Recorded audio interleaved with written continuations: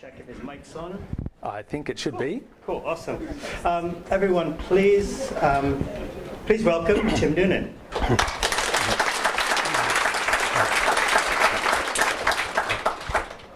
Hello, everybody. Thanks for inviting me along, Joe, and thanks, Sarah, for allowing me to work less hard in my presentation because Sarah's covered fantastic fundamentals that I don't need to include now. So just a bit about me. I'm a little bit older than I look. I'm 52 in a couple of weeks, and I got my first Apple IIe computer like Ron did back in 1984, and it was quite a revolution. I also, at that stage, there was a Unix system that was available for the general public, run by a pilot, and you could dial in. So I learnt Unix before I learnt DOS, before any of those other things. And strange as it may seem, Unix is, if you're happy with the text world, one of the most accessible environments possible, because if you don't like the way something's being presented, you just set up an alias and change the options and pipe it through cut and chop out a couple of columns, and suddenly you've got accessible commands. And you can use all sorts of devices. And I've just recently sort of got back into the terminal on my Mac. One of the reasons I love the Mac is that it supports 3 operating systems. You've got Mac OS that's pretty accessible. In some ways not as accessible as Windows is, but in other ways things often work automatically much more easily. And you've got all the linking to the iPhone. And I've got VMware, so I can run Windows in a virtual machine and run JAWS and NVDA, which is another screen reader on that. And you've got the terminal, which gives you full access to Unix. So when I get frustrated with Finder, which is a very visual way of browsing through the file system, I just go into the terminal and CD around like I used to back in 1984. So I describe myself as I have a few hats, I'll be honest. So one of the things that I am is a voice user interface designer. I've been doing that since the early 90s. I designed a lot of telephone systems, telephone banking systems for St George and other banks, and designed some telephony for when I was at Vision Australia that let people access the daily newspaper, the Fairfax newspapers and the Telegraph and so on, newspapers, News Limited papers, over the telephone. And it was we had Perl scripts. I was sort of the designer of the system and had a programmer working for me. But you know, in those days we had very small teams, so just 2. And what you could do is you could ring up and this robot voice would say, you know, welcome to today's News Now, which is TNN for short. People thought it was short for Tim Noonan's News. But of course, it was today's News Now. I did come up with the name, so if you're looking for someone to do copywriting, I'm not too bad at that either. You'd ring up TNN, it would say, welcome to today's News Now, and you'd use the telephone keypad to log in, and then it would say, you know, here are the papers available. What paper do you want? We get the XML file from the publisher at 4 in the morning. It would come over through UUCP or something, or FTP, and then we'd run it through a Perl script into an Access database, and then we'd convert it into menus. We wrote a whole 4th generation language really called PhoneScript that allowed you to use text-to-speech output, and you could just say this or say that. And I guess it was the precursor of, you know, what's going on now. I'm very excited because, you know, for 20 years or so, 25 years, people have hated telephone automated services, and my job has always been to make them as approachable, as friendly, as intuitive as possible, but you could never fully succeed. But this service let people, you know, browse article headings. You could then choose an article, it would start reading it to you, and then you could even stop and pause it and say, oh, can you read that sentence again? And you could check the spelling of word. Because we had recipes. You know, people would read stuff in the guide and they go, no, I need to know how to spell the name of this TV show or this particular shop or restaurant. So we basically developed a screen reader over the phone. It was a fun project. Sadly, the technology got very, very old and it died. So towards the end of my presentation tonight, what I'd like to do is to talk to you a little bit about voice user interfaces in the modern era, where speech recognition is involved. Many of you have had some experiences, positive, negative or otherwise, with Siri. And of course, if you're in America, you've got a lot more options. You've also got over there Amazon's Alexa, which isn't in Australia yet, but probably will be when Amazon come over here. There's also the new Samsung phone. The S8 is going to have a system in it called Bixby, and it's going to be a bit more of a voice interface to the phone, so you can say send this photo to Tom, whereas Siri is more of a sassy personal assistant, and there's rumours that Siri is going to have a huge brain transplant, maybe in iOS 11, and I can tell you that as someone who uses Siri a lot, I'm really waiting for that, because it's just not good enough for super productivity. I try to have productivity systems where I can use reminders and set calendar appointments and so on, and Siri, though I have worked out some systems, still lets me down. I mean, I haven't got my Apple Watch on tonight because there's nothing quite like a Braille watch to know when you're talking over time. And the talking watch isn't quite so good, although I have to say the Apple Watch does have what now has tactile time telling, and you just double tap the watch and it will go do, and it vibrates long for 10. A long vibration is tens, and then shorts for single hours or single digits. And if you tap it 3 times, it will just tell you the number of minutes after the hour. So that helps. So the trouble is it takes about 12 seconds for it to tell you the time. And when you're talking and trying to pretend that you know what you're going to say next, I've got my little computer here. This is a little Braille input, Braille output computer. I spent a lot of time keying in notes and so on, and on the Mac, and then transferring them across. But the reality is, I don't have the cognitive load, capacity, capability, whatever, to read my notes while I'm talking. So whatever turns up is what is ever's going to turn up. So Siri, so Bixby is going to be interesting, and they've also bought a thing called Viv, V-I-V, and that is the people who originally developed Siri have developed a next generation, who sold it to Apple. They then developed a next generation of Siri called Viv, and it's sort of, the demos are pretty impressive, but you never really know what's going on behind the scenes in a demo. Samsung have bought that, and that will be incorporated as well. So look, if Bixby lives up to the promises, then it could be quite interesting for people who want to have a bit more direct control. That their dream is that every app will be able to have a voice control interface, so more command and control rather than Siri, oh, is that what you think, or were you talking to me? It's like silly answers often that, and in fact what I'm going to do is we're going to do this in reverse order, because I've only talked about voice user interfaces so far. So we're going to talk about those first, and then we're going to talk about other aspects of inclusive design.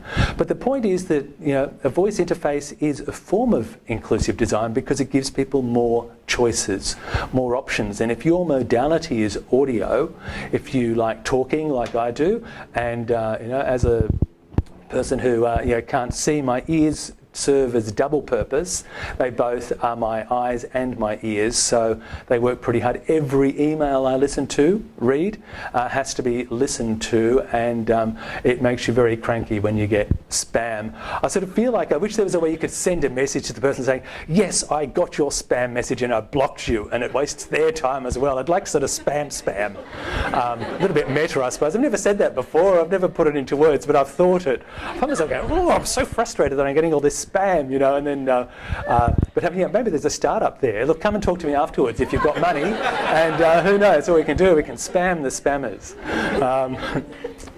So look, voice interfaces are really interesting because if you have trouble typing, or if you have trouble seeing the screen, then clearly this is an area where you can use a modality that works well for you. But let me tell you, artificial intelligence researchers for the last 30 years have thought that really great speech recognition is just round the corner. It's probably, it's the most undelivered promise in the whole history of IT, speech recognition. That's because the brain is very complicated, and the way that we learn language, we don't even know. Chomsky talks about sort of a universal grammar that we're born with, and other people challenge that. There's a really interesting article a podcast that I listened to a while ago from. I tweeted it anyway. At Tim Noonan is my Twitter feed. If you're interested in voice and sound, my tweet feed is full of what's going on in that area. Anyway, it was one of the newspapers has a science podcast, and they had a fascinating thing on grammars. But look, speech recognition is really hard. Let me give you an example. If you send someone a text going Thai for dinner, these days we'd assume it's THI, like Thai restaurant, wouldn't we? But of course, what if you're a business person talking to your PA saying, you know, time for dinner? And it's like, no, it's open shirt. You know, if of course your assistant is your mistress, then of course, you know, it could be either. So it's this sort of situational awareness for speech recognition and intelligence agencies is really quite tricky. Now, speech synthesis is another area that has really come ahead in leaps and bounds in the last few years. Let me turn this on. I'll let you hear this fabulous. I'll just turn this up a bit, so if I can remember how to, of course. Oh, that's changing the pitch. That's not going to work.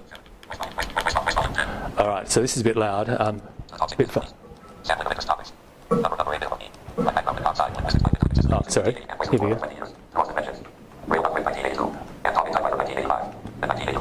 All right. Anyway, so this is an oldish device, and it's got an old synthesizer, and it's not very human, is it? You know, it's very robotic, and the first synthesizers were robotic. One of the things about a robotic synthesizer that's based on phonemes and that constructs the words just based on these core atomic sounds, phonemes and where phonemes join, is that when you speed it up, the comprehension stays there. Now, we have these what are known as concatenation-based speech synthesizers now. The voices that Siri uses and Nuance have developed a lot of voice technologies. It's a pretty big field. And the whole idea is how natural and human sounding can you make your speech synthesizer? That's, I guess, the objective. But the trouble is, and there's a bit of cognitive dissonance that can occur when something that sounds very human says something without inflecting in the right way or without hammering the right words. And it's not always possible. So imagine this sentence. So close your eyes and imagine how many ways you could say the following sentence. I didn't say he stole the money. I didn't say he stole the money. I didn't say he stole the money. I didn't say he stole the money. I didn't say he stole the money. I didn't say he stole the money. I didn't say he stole the money. There's this multitudinous ways, and unless you've got real context, it's impossible to know. So speech synthesizers, the modern ones in particular, try and come up with sort of a normal pattern. The old ones would go, this is a sentence, and by the time I'm finished, I'll be back down to the base note.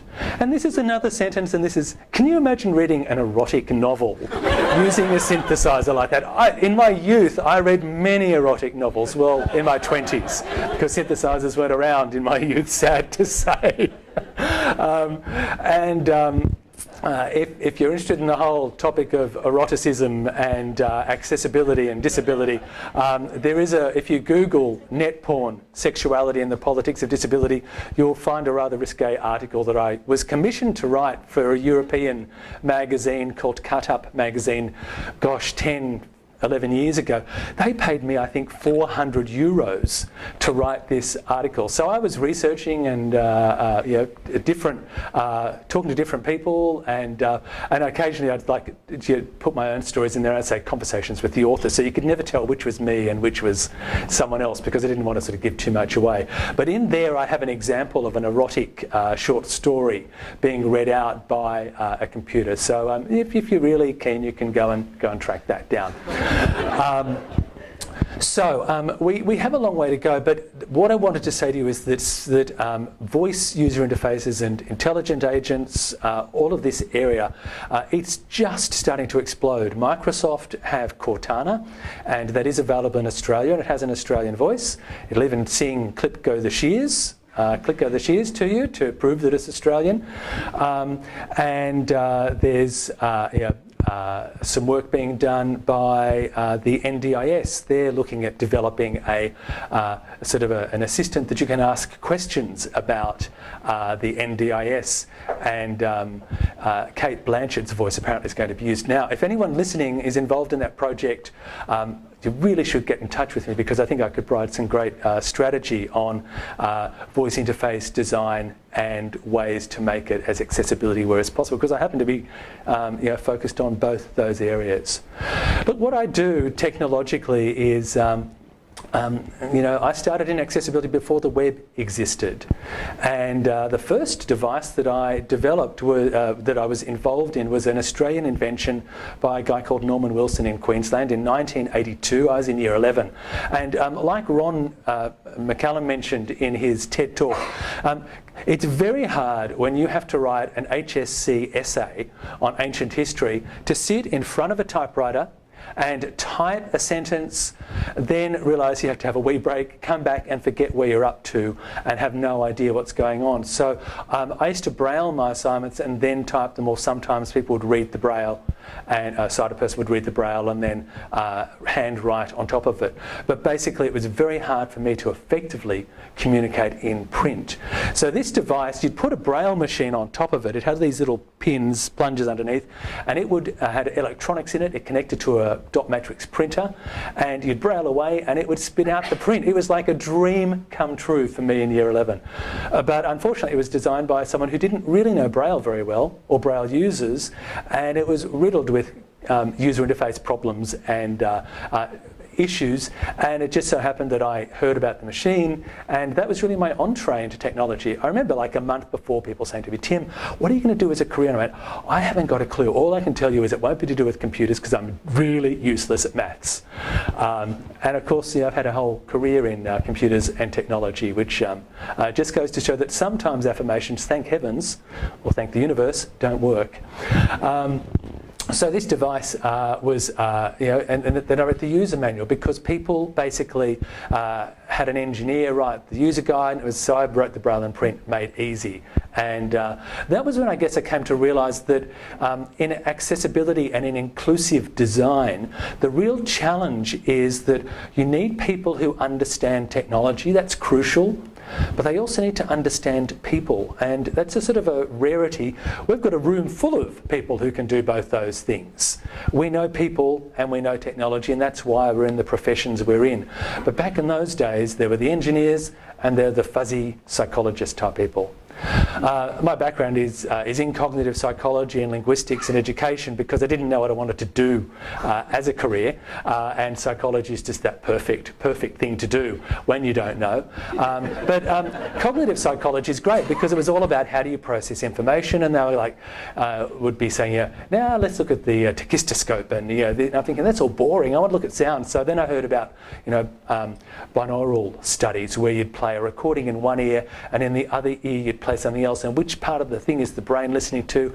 And I developed some sort of salacious experiment in first year uni where I basically had in one ear names of different fruit, and then in the other ear some sort of short story or something. It was a long time ago, and the idea was you had to push the button when you heard a fruit name, and there was something about when the word banana was heard, people would push the button faster because it had a sexual association. I really can't remember all the details, and I haven't talked about that for 30 years, but I was really interested in how we process information. How do we actually deal with sound?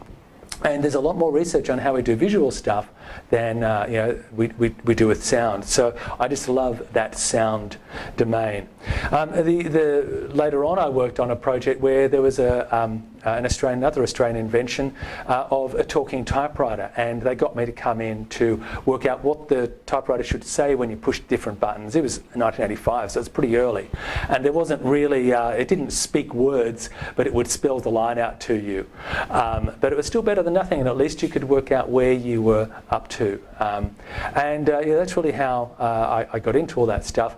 And ever since then, the web came along, and we didn't have any web standards. There were no guidelines or anything, and we were trying to look at and go, let's just stay with Gopher and not worry about the web because Gopher's a bit more structured and a bit more easy. And then we had this Lynx browser and so on and so forth. And then of course GUIs turned up, and blind people around the world were like, oh my God, Windows is here and we can't use it. And I don't think until Windows 3.1 came out, I don't think there was much access.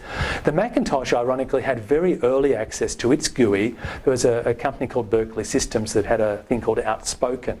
So that was a very interesting product. And And this device here, this was like what a synthesizer was like. It was a big box. So if you had a portable computer, you had to plug the big box onto the end of it in order to hear what the computer was saying, because the computer didn't have the CPU to generate speech.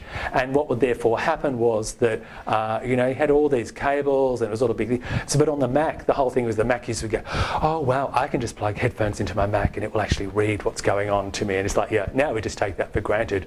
Plug headphones into an iPhone 6 or 6 Plus, or get your AirPods out if you've got an iPhone 7. While I think of it, this is an interesting wearable device. These are bone conduction headphones, because we're going to talk about augmented reality in a moment. And what these do is they make vibrations through your temporal bones, and your ears are still left open. Now, if we think about augmented reality rather than virtual reality, it's about layering on top of and augmenting what's going on around you. It's non-isolation. So say you're a blind person and you want to be guided to find a shop. So you want some sort of talking GPS. If you've got things covering your ears, you're probably going to get hit by a bus or something tragic like that, and it's not a very good situation. So they're marketed to runners. They're called aftershocks. Make sure you don't buy the old models. You've got to buy the titaniums. The others are really uncomfortable. And they're Bluetooth. They've got wired ones as well. Sorry? Ding? Great. Yes. And so the situation with these is that they allow you to hear what's going on. The AirPods also, just as an aside, I think Apple were very strategic in the way that they designed those, because what they allow you to do is to have one in or both in, and still you're able to hear what's going on around you. So if I'm walking sighted guide with someone and holding their arm, I will sometimes have one AirPod in this ear and I'll be holding here, so I can communicate and converse with that person and still check what people are tweeting. Now I have to say, I'm not tweeting tonight, listening to my tweets tonight. I'm going to take these off because they're distracting me. So I don't think I've talked about anything that I was supposed to talk about. But look, at least we got a few giggles. So let me talk a little bit about augmented reality and virtual reality. This little computer, I just had it in brief AR, and it said Arkansas and VR. And this is the problem with speech synthesis. It doesn't always know when something is a town abbreviation or whatever, and really it's a bit tricky. Basically, my work is really looking at what hasn't been done before. For the New South Wales Electoral Commission, we developed a telephone-based voting system, and you could vote above and below the line over the phone. That was my biggest challenging job in my life, I think, as well as a accessible web service that let people vote in the New South Wales election. There's a lot involved when you're trying to create something to increase the range of people that can use it. And of course, with voice, we had to make sure that it wasn't saying John Howard and Pauline Hanson. And so I had a guy in the studio reading 400, 500 candidate names, and I was like the auditor, and I would be listening, and he'd go da-da-da, and I go, just another take of that, I think, it was a bit more, emphasised, and he'd go, no, it was exactly the same. Here's the voice of Lee on the GPS systems, and he's got an amazing capacity to create absolute pitch. He also did the Sunscreen song, if you know that, from many years ago. So we chose him because of his ability to sound like a robot. And then we chose Joey Moore, who had an expressive way to say, welcome to the New South Wales electoral system. Please enter. And she had to be friendly because she had to coerce people and encourage people that the system was easy to use. And he had to be very boring to sort of say, candidate 1, press 2. There's a lot of issues with voice systems. Now, augmented reality and virtual reality. Now, virtual reality there's two things. A, could I use a virtual reality system, or could someone with another disability use it? And in many cases, they're so visual, it's not going to happen. When people are starting to design stuff, the reason we talk about talk about design rather than just accessibility now is because it's a strategic process. If you're doing something new and innovative, you need to think about ahead of time, how is this going to work? How can we include people? And you just can't do it afterwards. I don't really do a lot of web testing. If I'm doing development with people, I'm sitting in the room with the developers and they're doing a prototype and I'm going, okay, here's what's happening here. My job is to educate and to mentor and share my understandings with people so that I can get out of there and go and work for someone else and do something new and interesting that hasn't been done before. That's really, if it hasn't been done, they used to say, call Tim. It's very stressful though, because you're really working without guidelines. You've heard about the WCAG guidelines, and there is a version 2.1 in public comment draft. It has a bit more awareness of cognitive disabilities and making the language more comprehensible, mobile devices. But look, it's surprising. You could have an organisation that has a true policy around accessibility that has it right through their DNA, and then they'll develop an app, a new app that is client-facing, that is the main interface to the organisation. I'm being very non-specific here for confidentiality reasons. But I worked for one organisation a year or two ago who developed an app, and they were told, look, if we develop it as a single-page web app and put it into an iPhone app and an Android app, it'll cost you half as much to develop. And they did that, and not a single person on the whole development team for a year apparently asked about, well, what about accessibility? Have we tested it? And it was launched just like, this doesn't work. And then we found that when we went, okay, I said, well, look, we need to look at ARIA. This is an accessible rich internet applications protocol specification from the WCAG that allows you to make smart single-page applications that are like apps work with voice output, but the underlying Java libraries and JavaScript libraries they were using weren't accessibility friendly, and it was extraordinarily expensive and extraordinarily painful for that organisation to go back and redesign a big part of that product, and it took 8 months to really get a version that was going to in any way work. Now I've actually gone very close to the end of my time. I've got 3-5 minutes. Oh, that's right, you're very generous, good.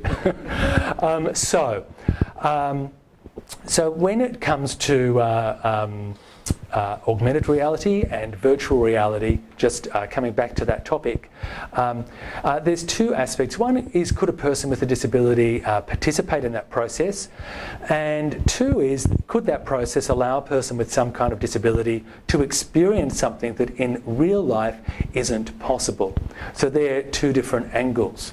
The first is particularly important though, because say that you go for a job and the employer goes, great, we're going to basically put you through our training program. It's a virtual reality system. You basically put these goggles on and here we go, and suddenly you can't learn the systems, you can't learn the technology, and you're really not going to be job ready and able to do that job. So these sorts of things can be really, really problematic. With turning you off. I am always telling my computers to shut up because they keep yabbering. So with augmented reality, there's lots of examples of augmented reality that are really relevant to blind people. One is audio description. So say you're watching Netflix and I'm watching a show with my partner. We turn on the audio description that Netflix provides, and it's like, yeah.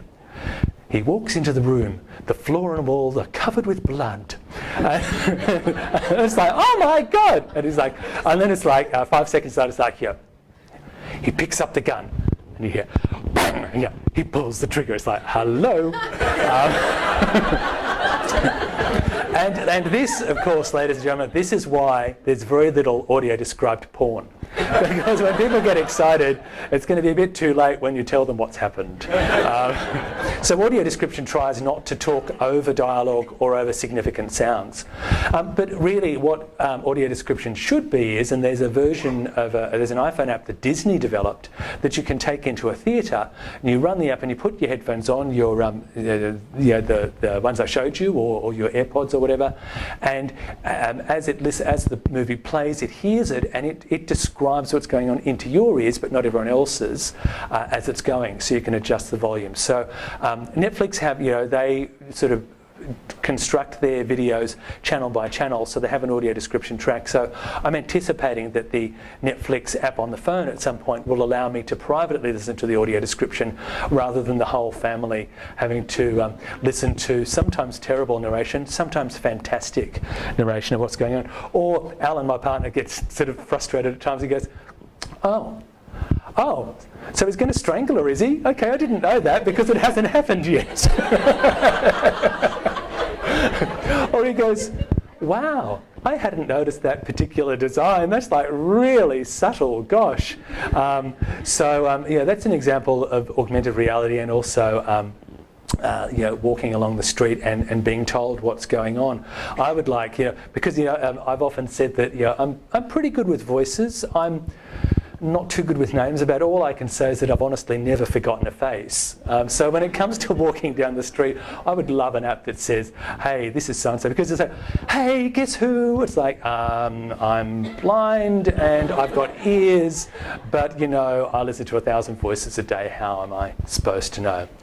So my name's Tim Noonan, as you know, at Tim Noonan on Twitter. I love voice, sound, technology, and in particular when they're brought together. The reason I told you that story about the organisation that hadn't planned accessibility is because every single one of us could have been in the meetings in the room and the design team for that organisation, and someone should have said, have we thought about accessibility here? Have we thought about users? And it would have saved them, I wouldn't like to say how much money and loss of face it cost that organisation. And you know what, it wasn't an easy project to work on because there weren't actually easy solutions. It's a bit like, we've built this building, now we want to put an elevator in it. Yes, it's going to be messy. And that's what happens if you leave accessibility to the end. Thank you very much. I think my website's up there. It's been a pleasure sharing some ideas with you. I can't imagine all the things I've forgotten, and I'm open for a couple of questions. Thank you.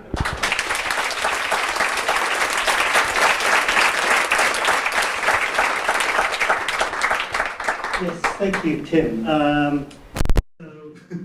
I think this is the first time we've been invited to watch porn at work for research. You don't have to watch it, you just have to listen. No one else can hear. Just put your headphones in. Yes. Yeah, put your headphones in this side. With headphones. We just might have to put a bit.ly address on that one. Any questions? I'm sure there'll be a few.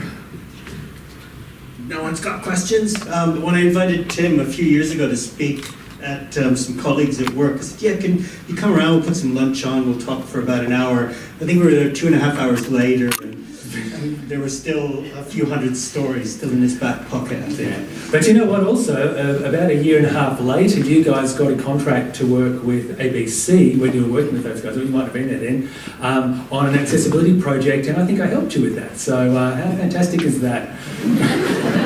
Continuation. Yes. Okay, the hands are showing up now. Great. I'm just going to speak to the room so Tim knows where the question is coming from. Hey, Tim, my name's Kevin, and that was such an amazing presentation. Thank you so much. Thank you. This isn't really a question, it's more an observation, but I reckon that you'd be the most amazing validator of any concept. I mean, like some of the things that you described today in terms of the process and the input that you put into things. I think you were talking about a process that you were using to validate like the election process. When you described that, I thought, why can't we all do it Tim's way and not queue up for 4 hours?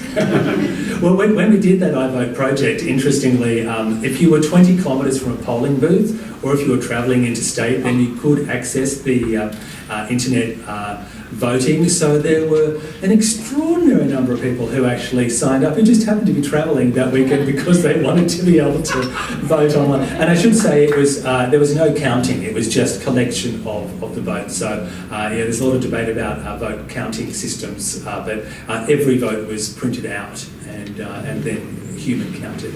But yes, the people did, like you, wish they could have done it, and they did.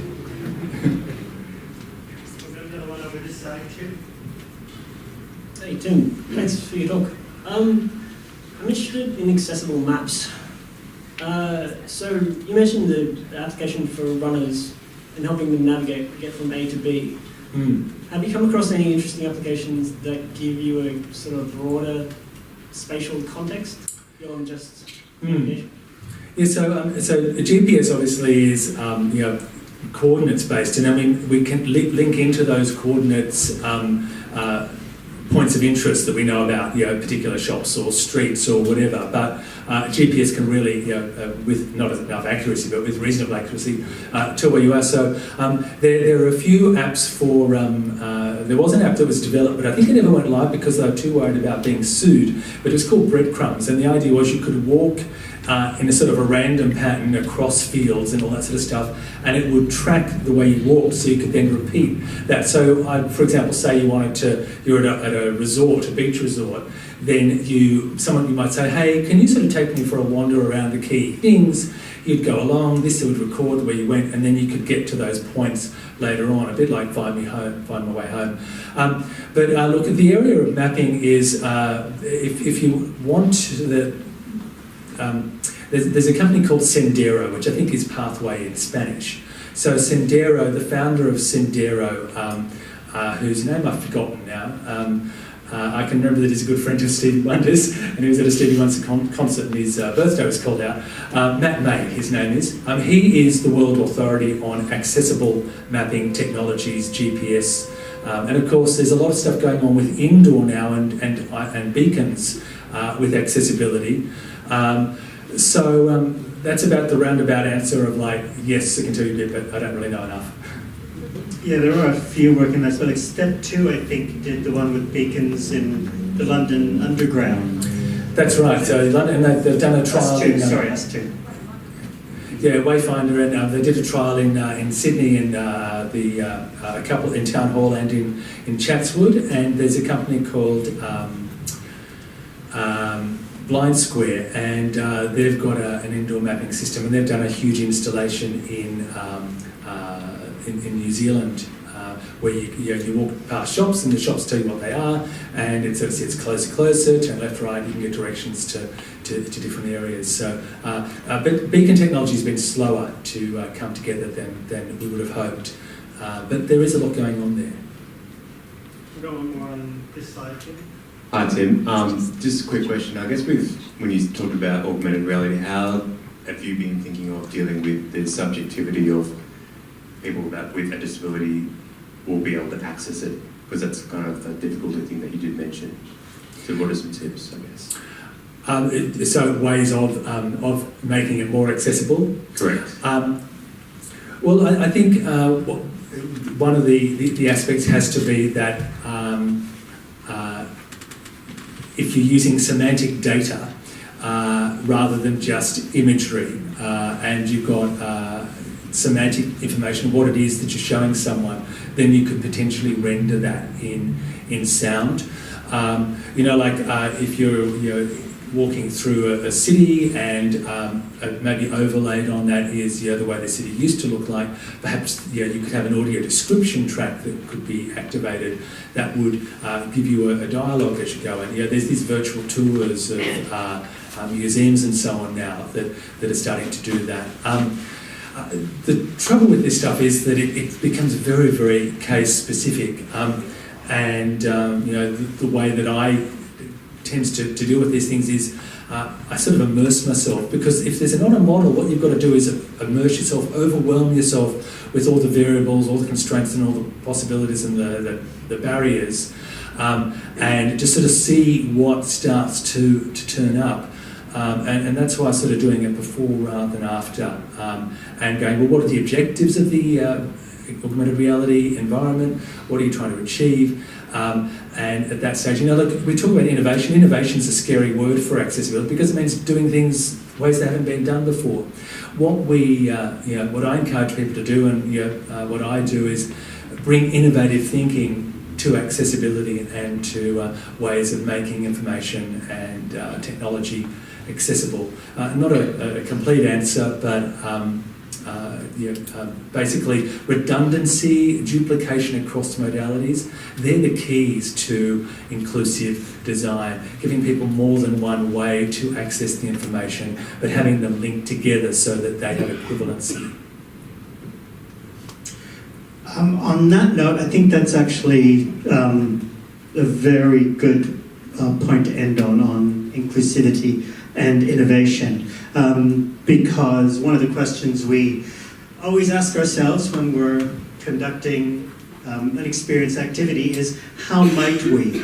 And so maybe what we're doing tonight is asking you to think, how might you apply a different thinking into the projects that you have now and over the horizon? Tim, thank you very much. Thank you, Joe, for visiting.